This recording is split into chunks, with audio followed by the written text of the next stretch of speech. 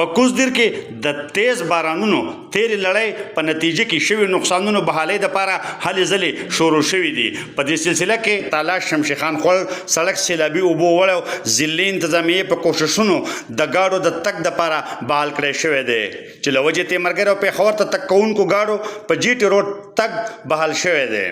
دې نه وړاندې په تالاش بایپاس 2 پرلنګه سړک د چکړو په وجه د ګاډو تګ په متبادل سوغالي کلي کوڅهنما سړک پېښور او تیمرګرې ته خلک تله چېرته چې مقامي ولس د ګاډو د ټریفک روان ساتلو دپاره رهنمایي کوله ستړي سره مخ وو. کارونه په دې لار دې نه راځي رش ډېر زیات دی او لارې تنګې دي که نه دا کلي خلک هم په تکلیف کېږي واده ورېده د کچپار ځای غریبانان ولاړ دي او خپل دغه کوي که نه بجې راغلي او دا ټایم شو سهار اورې شمشي خان خوړ کې او څوک کته ده او څوک پورته ده دا حال دی اورې زموږ د د کرنل شیرخانه پورې دي موږ سهار وختي رالو موږ وبوځو او دا ټایم شو اورې.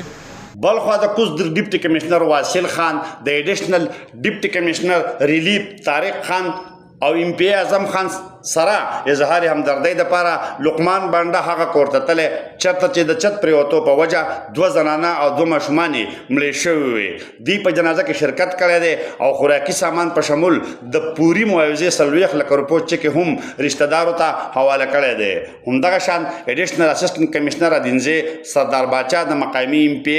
همایون خان سره اسبنډ خاونو کلي ته تلي او د چت پرېوتو په نتیجه کې 2 ماشومانو نسیم الله او علیما او یوې زنانه خان بیبي مړو او 3 ماشومانو نورو جوبل شوي کور ته تلي او د صوبایي حکومت لخوا خوراکي سیزونو او نور سامان پیکج حواله کړی دی او دوی ته د صوبایي حکومت لخوا د معاوضې زر تر زره کېدو یقین ورکړی دی. د شمشي خان خوړ سړک خو بحال شو خو د تالاش بایپاس خټې او دې باندې کار بندش او شمشي خان خوړ شروع شوي پل کار په نیمګړي کې پرېښودل